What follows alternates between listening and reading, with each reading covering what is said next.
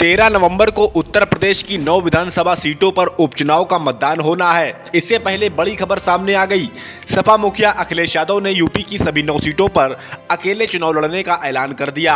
बुधवार देर रात अखिलेश ने सोशल मीडिया पर जानकारी दी कि सपा बाकी सभी 3 सीटों पर खुद के प्रत्याशी उतारेगी। खबर है कि हाल ही में राहुल गांधी ने अखिलेश यादव से फोन पर बातचीत की थी, जिसमें राहुल ने सभी 9 सीटों पर सपा को समर्थन देने का वायदा किया, जिस पर अखिलेश ने राहुल का शुक्रिया भी किया।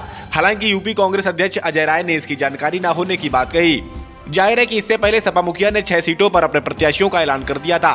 कांग्रेस के लिए खैर और गाजियाबाद सीट छोड़ी गई थी, लेकिन कांग्रेस की डिमांड फूलपुर और मझवा सीट को लेकर थी, लेकिन सपा ने दोनों ही सीटों पर प्रत्याशी उतार दिए।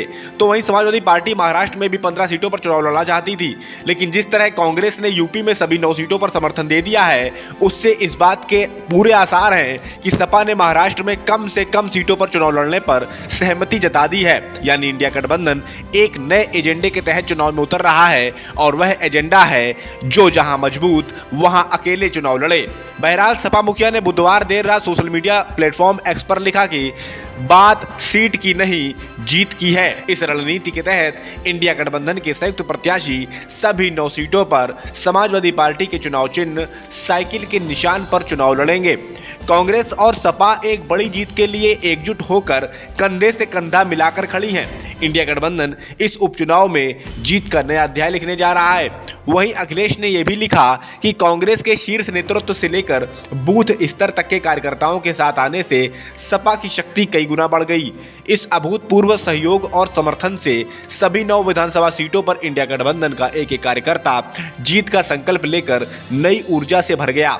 हालांकि इस जरूरी मसले पर यूपी कांग्रेस अध्यक्ष अजय राय को खबर क्यों नहीं है, ये जरूर हैरान करने वाली खबर मानी जा सकती है। अजय राय ने कहा कि मेरी जानकारी में नहीं है। आज हम लोगों की दिल्ली में मीटिंग होनी थी, लेकिन प्रियंका गांधी के नॉमिनेशन के चलते सभी सीनियर लीडर वायनाड में थे।